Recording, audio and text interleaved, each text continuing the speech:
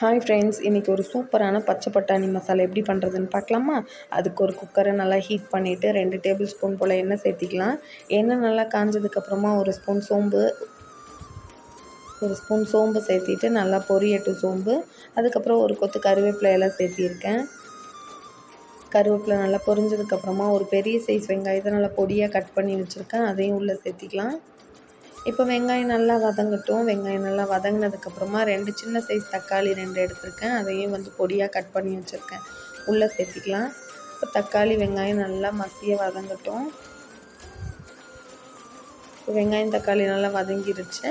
உருளைக்கிழங்கு பெரிய சைஸ் உருளைக்கிழங்கு 1 எடுத்து தோல் சீவி இந்த மாதிரி கட் பண்ணி வச்சுருக்கேன், அதையும் உள்ளே சேர்த்திட்டு அந்த எண்ணெயிலேயே நல்லா வதக்கி எடுத்துக்கலாம். இப்போ உருளைக்கிழங்கு நல்லா வதங்கிருச்சு. நான் ஃப்ரெஷ் பச்சை பட்டாணி சேர்த்திக்கிறேன். காஞ்சதுன்னா ஓவர் நைட் ஊற வச்சுட்டு சேர்த்திக்கலாம். இது ஃப்ரெஷ் பச்சை பட்டாணி வாஷ் பண்ணிவிட்டு அப்படியே டேரெக்டாக சேர்த்திருக்கேன். 1/4 கிலோ இருக்கும். இப்போ இது எல்லாத்தையுமே நல்லா கலந்து விட்டுட்டு தேவையான அளவு உப்பு சேர்த்திக்கலாம்.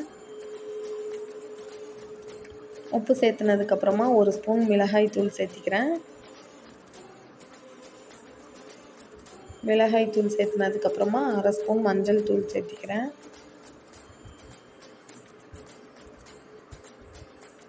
மஞ்சத்தூள் சேர்த்திட்டு நல்லா வதக்குனதுக்கப்புறமா 1 ஸ்பூன் சிக்கன் மசாலாவும் 1 ஸ்பூன் கரம் மசாலாவும் சேர்த்திருக்கேன். இப்போ இது எல்லாத்தையும் நல்லா கலந்து விட்டுறலாம். இது நல்லா வதங்கினதுக்கப்புறமா தேவையான அளவு தண்ணி சேர்த்திக்கலாம். அதாவது குருமாவுக்கு தேவையான அளவு தண்ணி சேர்த்திக்கலாம்.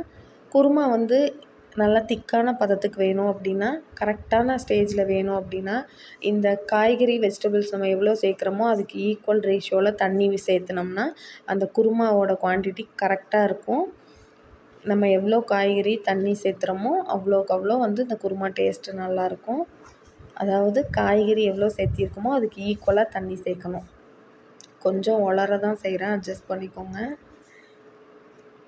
இப்போ இந்த வெஜிடபிள்ஸும் தண்ணி ஈக்குவலாக இருக்குது. இப்போ இந்த ஸ்டேஜில் உப்பு காரம்லாம் செக் பண்ணிவிட்டு குக்கரை க்ளோஸ் பண்ணிடலாம்.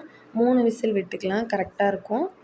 இப்போது ப்ரெஷர்லாம் ரிலீஸ் ஆனதுக்கப்புறமா ஓப்பன் பண்ணி கொத்தமல்லி தழை தூவிட்டு உருளைக்கிழங்கு எல்லாமே கரண்டிலேயே மசிச்சு விட்டால் நல்லா மசிஞ்சிரும். இப்போ நல்லா சூப்பரான பச்சை பட்டாணி மசால் ரெடி ஆயிடுச்சு. இது இட்லி, தோசை, சப்பாத்தி, பூரி எல்லாத்துக்குமே ரொம்ப சூப்பராக இருக்கும். நான் பூரி கூட தான் வச்சு சாப்பிட்டேன், ரொம்ப டேஸ்ட்டாக இருந்துச்சு. இந்த மாதிரி கண்டிப்பாக ட்ரை பண்ணி பாருங்கள். ரொம்ப சீக்கிரமாக செஞ்சிடலாம், அதே டைமில் ரொம்ப டேஸ்ட்டாகவும் இருக்கும். கண்டிப்பாக ட்ரை பண்ணி பார்த்துட்டு எப்படி இருக்குன்னு கமெண்ட்டில் சொல்லுங்கள். இந்த வீடியோ பிடிச்சிருந்தால் லைக் பண்ணுங்கள், ஷேர் பண்ணுங்கள், சப்ஸ்கிரைப் பண்ணுங்கள்.